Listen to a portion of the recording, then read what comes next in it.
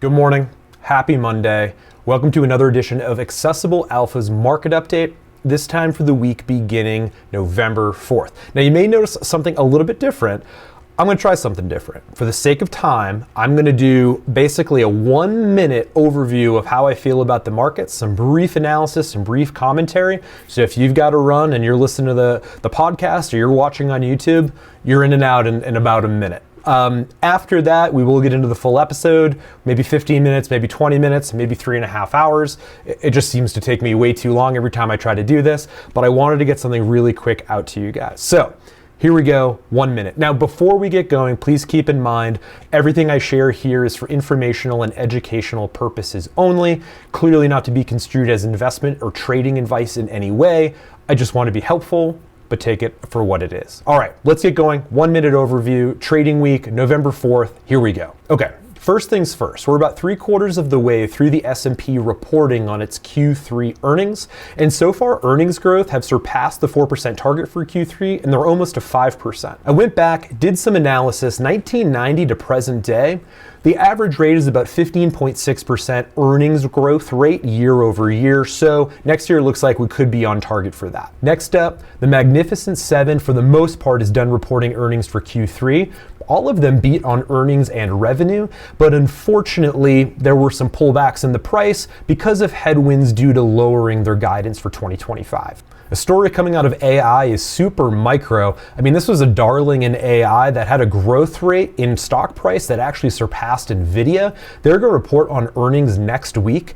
I mean, they're down 78% this year due to some accounting shenanigans. They've actually lost their third-party auditor. I mean, this could be a buy of the century, or this could be a company that's in the middle of imploding. Last week, core PCE came out at 2.7%, and non-core PCE, remember, is the metric that the Fed uses to measure inflation, and right now that's at 2.1%. The Fed is a 2% target for inflation, so we're almost to that 2% target for the economy. On Tuesday of next week, we have our U.S. presidential election, and keep in mind, elections always cause a lot of market volatility. That said, Edward Jones did a piece last week, and they analyzed the performance in election years by month, and Novembers and Decembers typically outperform. We'll have to wait and see if that's going to be the case in 24 as well. In economic news, on Wednesday and Thursday of next week, the Fed is going to have their November meeting, and according to CME's FedWatch tool, right now the market is pricing in a 98.9% probability that we're going to see a 0.25% rate cut. And finally, trading tip of the week, do not overtrade. If you don't know where you are in a market cycle, or there's a ton of market volatility, or the stock that you're trading is not kind of behaving the way you think it should, just get out. You can always get back in. Most people will lose money because they are holding on to something that they don't quite understand, or they're in a market they don't quite understand. Next week could really evince that. Just get out. All right, so that was the market analysis and commentary in about a minute. Hopefully that was helpful. If you have to go, it was great to see you. I'll see you next week. If you can stick around though, here's the rest of the episode.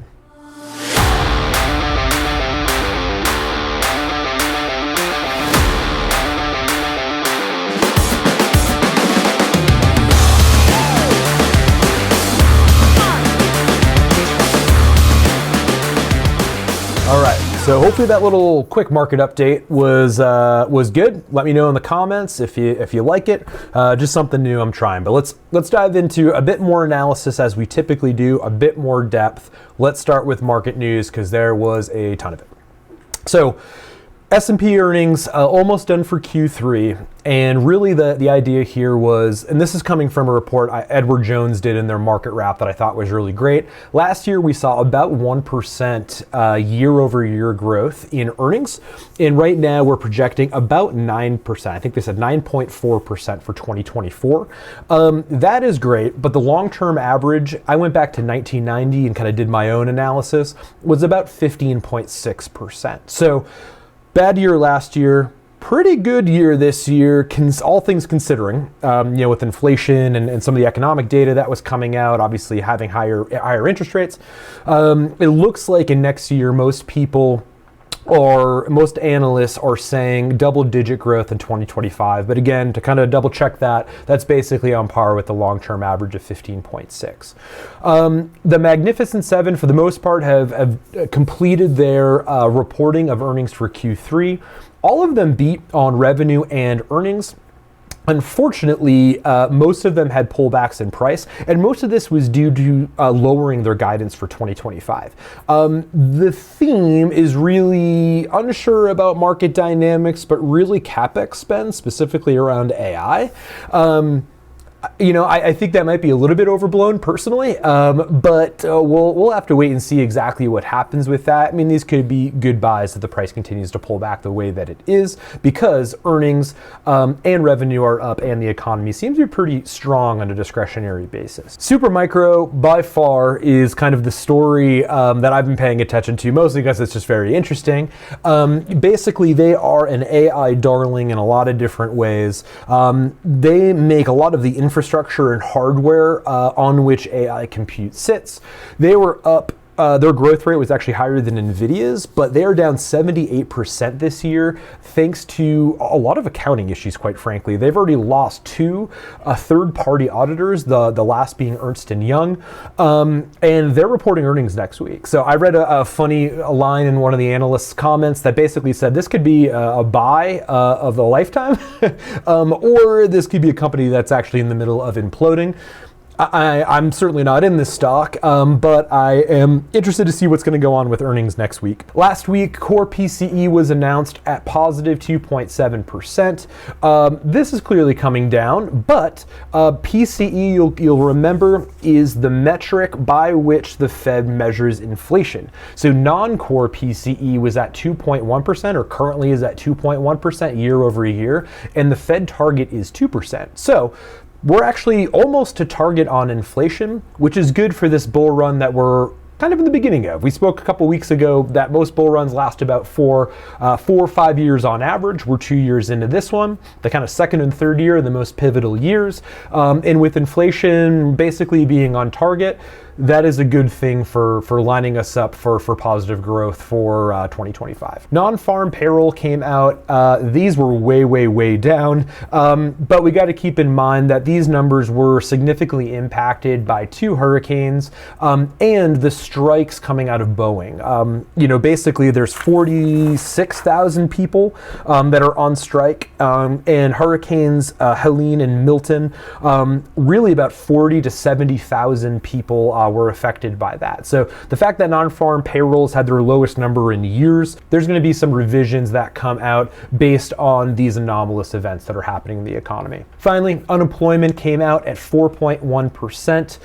That's actually down from the expectation and the last month number of 4.2%. Initial claims are down, but continuing claims are remaining pretty steady. They were down a little bit, but remaining pretty steady. The idea here is basically, initial claims are down, but folks who are currently unemployed, who are trying to find employment, unfortunately are not too able to find employment.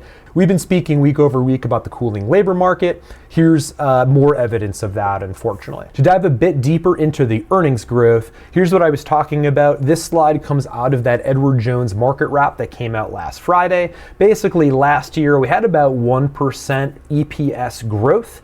That's pretty low, but we were coming out of 2022, which was a pretty bad year for the economy.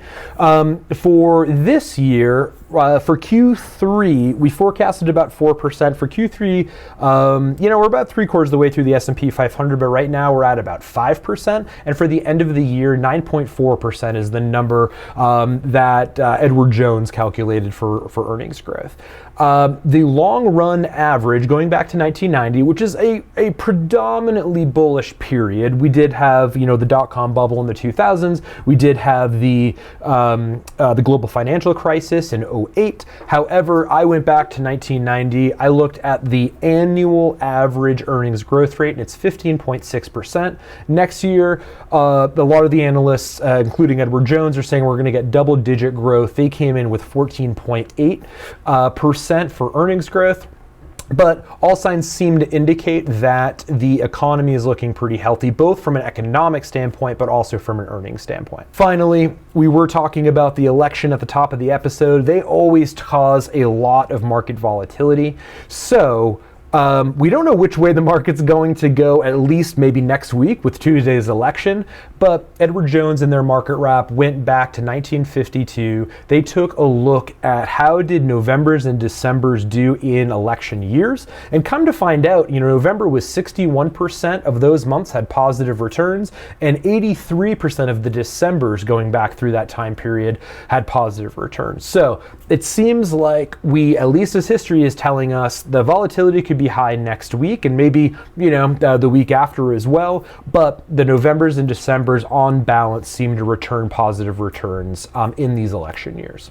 All right, so let's flip over to the indices and take a look at what happened last week. This yellow line that I very crudely drew on the screen is basically the beginning of the week. This is a 10-minute chart of the S&P 500 on top, NASDAQ in the middle, and then the Dow Jones on the bottom. You can see that basically for Monday, Tuesday, and Wednesday, not a whole lot was happening. It was just kind of remained steady on the S&P. The NASDAQ grew a little bit, and remember, we are in the middle of earnings, and because these indexes, or at least the S&P and the NASDAQ, are value weighted, which means that if a company like Tesla or Apple or Microsoft or something like that reports earnings, it can have a disproportionate impact on the overall index. For Monday, Tuesday, and Wednesday, they were pretty flat. The S&P was pretty flat, the Dow Jones is pretty flat, and the NASDAQ rose a little bit. The big thing here, though, is most of the Magnificent Seven released earnings either on Wednesday evening after the bell or Thursday morning before the open. And you can see there was quite a market reaction to it. Basically, Apple announced Thursday afternoon. Meta announced Wednesday afternoon. Google announced Tuesday afternoon. And Microsoft announced Wednesday afternoon. The reason why I bring that up is that both Meta and Microsoft, who announced Wednesday after the close, basically beat on earnings and revenue, but there was a pullback in the market based on them drawing down their guidance for 2025. And I think that's what we're seeing here. And again, keep in mind, because the indexes are value weighted, there's going to be a lot of impact when those stocks do relatively poorly from a price perspective on the index in general. So that's basically what we're seeing for last week. Again, next week we're going to have a lot of volatility, at least theoretically, with the election.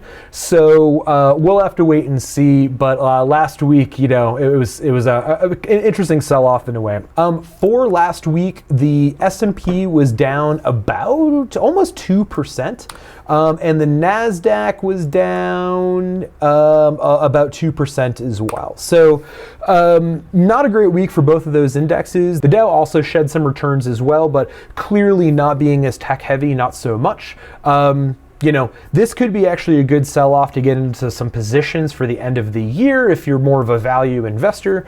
But we'll have to see how next week shakes out. All right, spinning over to winners and losers. So a couple really big winners here. Root is a company that is an insurance company. They go direct to consumer. Right now, they're really focused on home auto, but also rental insurance or renter's insurance as well. They announced earnings, and just on their earnings pop alone, they were up about 83%, which obviously is a huge number. I do keep a logarithmic scale here, so if you are looking on the YouTube video, you can say, well, it doesn't seem like that big of a pop. Keep in mind, this is logarithmic. And really what you can see is really since the beginning of the year when they were trading at about $7, now they're trading at $71. There's a huge bump in this stock. Most of that happened, when they announced their Q4 earnings at the beginning of the year. But so far earnings have looked pretty good. And when they announced earnings last week, that was a huge pop for them. So this is a company we'll kind of have to wait and see, what happens for maybe the next year or two. But seemingly they're doing something something right. The market is reacting to it. And last week they saw a 80% spike in their price thanks to that earnings pop. Reddit, who IPO'd earlier this year, also saw an enormous pop on their earnings. They were trading about $82 before they announced last week. Now they're trading at about $113 for almost 40% increase in price. So 40% gain on that stock.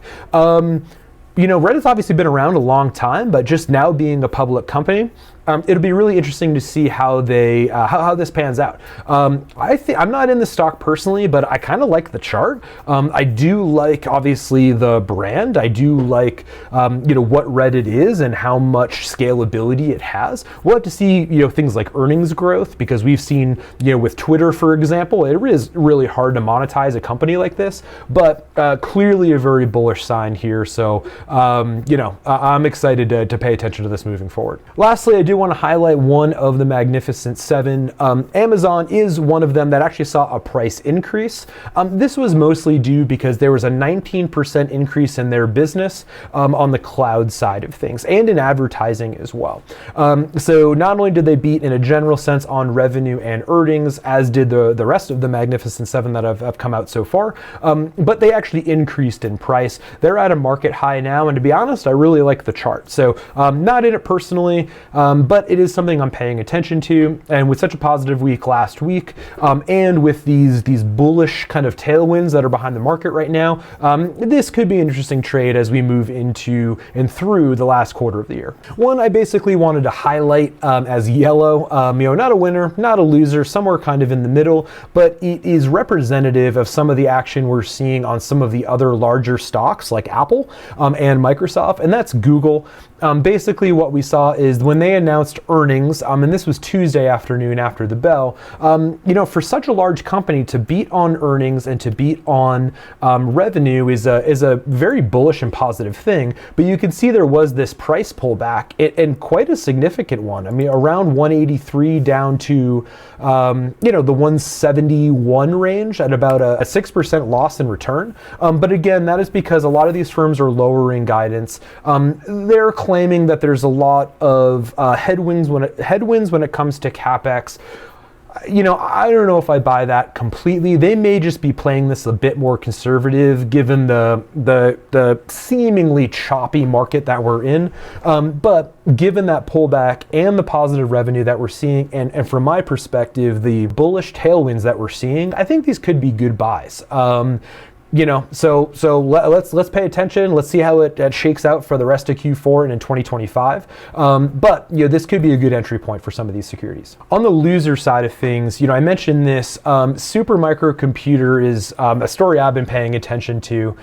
They were one of the darlings of the AI industry. I mentioned it at the top of the show, but they create a lot of the kind of overall solutions and technology that goes into these large data centers that house AI compute.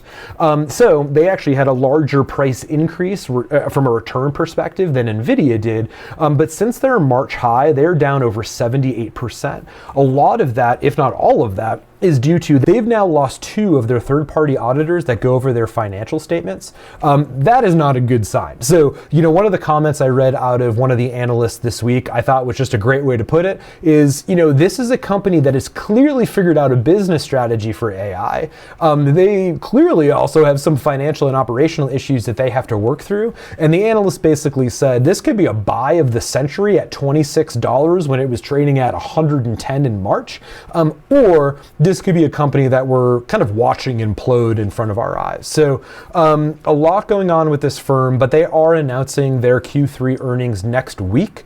I'm just kind of interested to see what they are, because again, it seems like they are really onto something, and they've been in business since 1993, so it's not like they're a brand new company in a way, but they have a lot of difficulty they have to work through. I'm just kind of eagerly paying attention to see if it's something that I should enter if things move around, and maybe the market market just kind of overreacted to it. I did want to highlight Microsoft and Meta. Again, Microsoft is one of those firms that did beat on earnings. They did beat on revenue. Oh, and I did put Apple in here as well. All these firms are basically the same story. Very healthy firms. Obviously, all of them are positioned in the context of AI in some way, shape, or form. We've seen Apple come out with its Apple Intelligence and iPhone. However, these companies each cited lowering their guidance in 2025.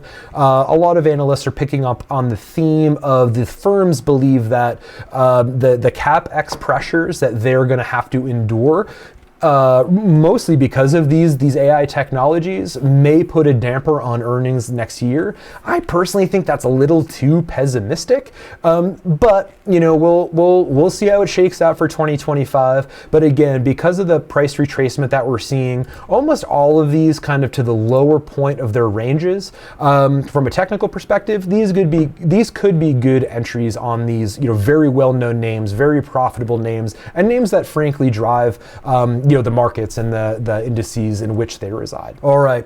I'm not going to do industry rotations because, like we spoke about last week, it takes more than a week for a lot of these rotations to fully develop. But for this week, I did want to take a look at how the sectors are doing week over week, because we are seeing some winners week over week in some of the sectors. And again, if you have a stock that's in a sector that's doing well or an industry group that's doing well, I call it price resiliency, but it's basically the idea that if prices of a stock are moving in a certain direction, let's say up, and the sector is also in vogue and doing well and seeing a lot of buy behavior, it just provides a lot of support to that individual security as well. So it's something that I look for in my trading.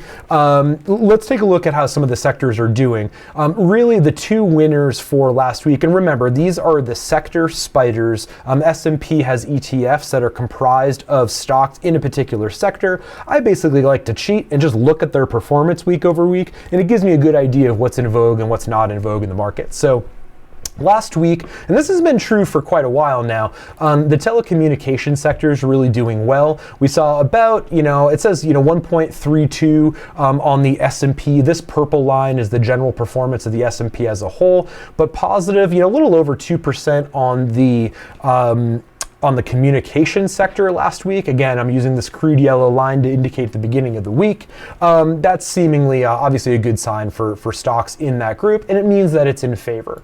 The same is true for the discretionary side of things. Again, this is a really important sector to take a look at because discretionary buying behavior of consumers, and we spoke about durable, buying behavior last week as well. Remember, durables are things that folks buy that are much larger. So think cars and appliances and things you typically have to finance. If people are buying durables, that means they feel good about where they are in the economy, and they feel good about the economy in general. They feel like they can make money for a while. They're not worried about losing their job. They have some extra cash, and they can pay off that debt of that new car or new refrigerator or whatever it is.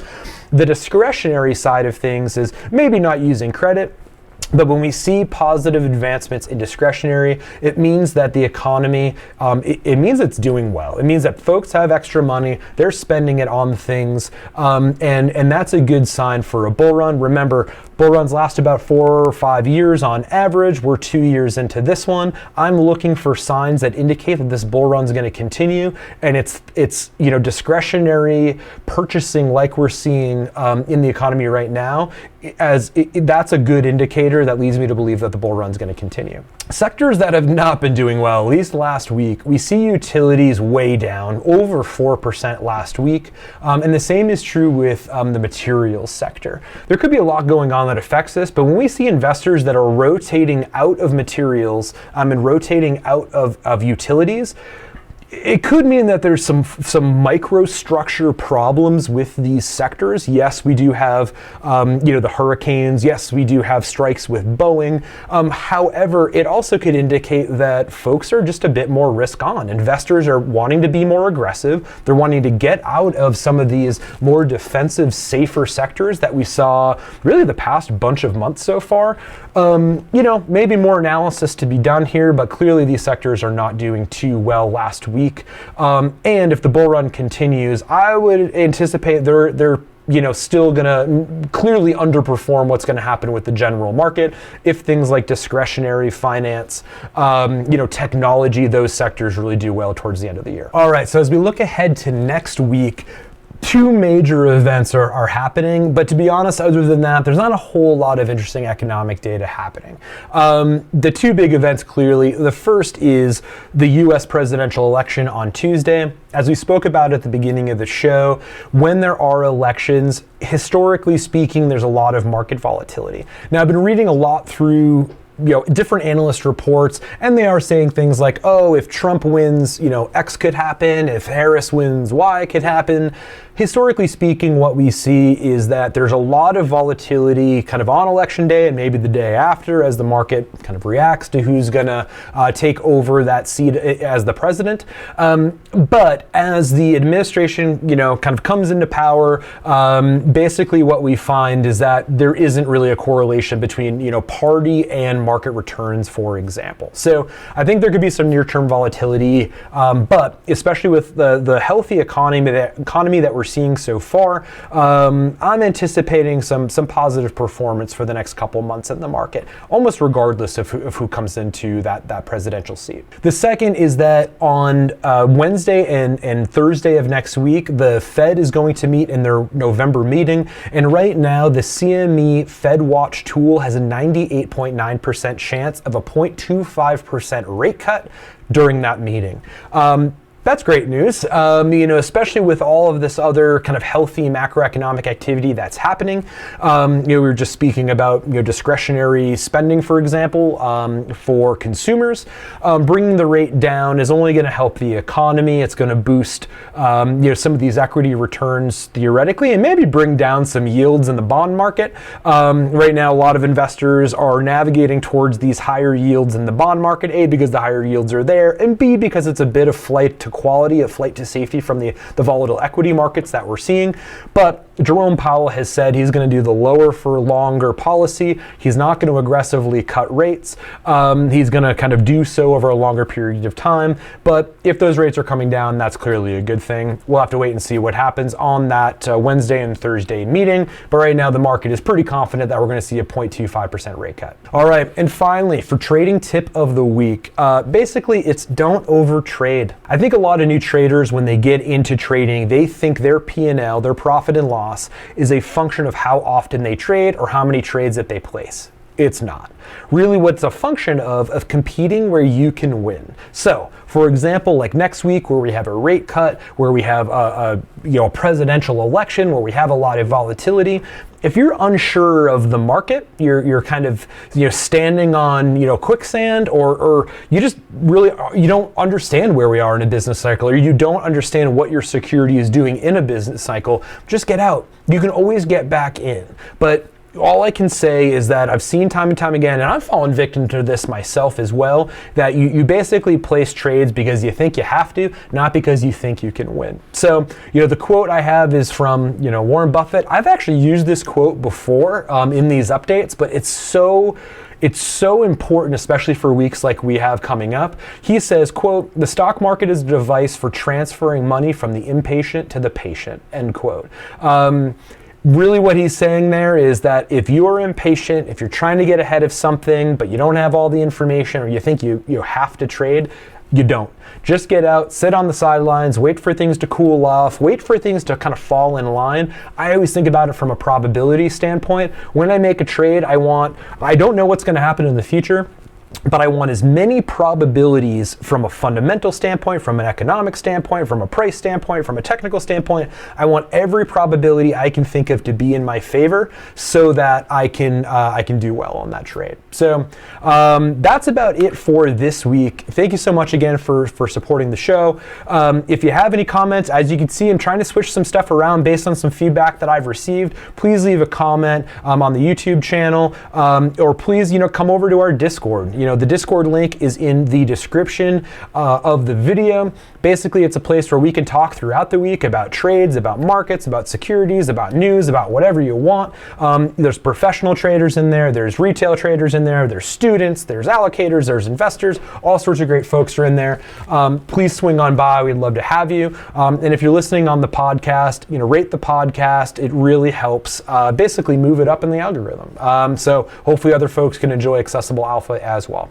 Thank you so much. I hope you have a wonderful week. A lot going on next week. I'll see you on the other side.